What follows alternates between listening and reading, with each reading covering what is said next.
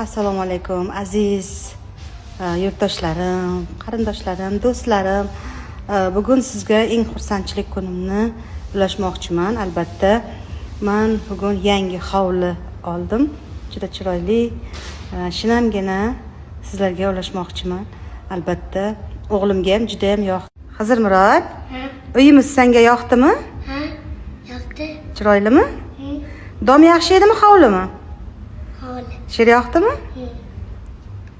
Mana uyimiz yangi, hali ozgina chala joylari bor.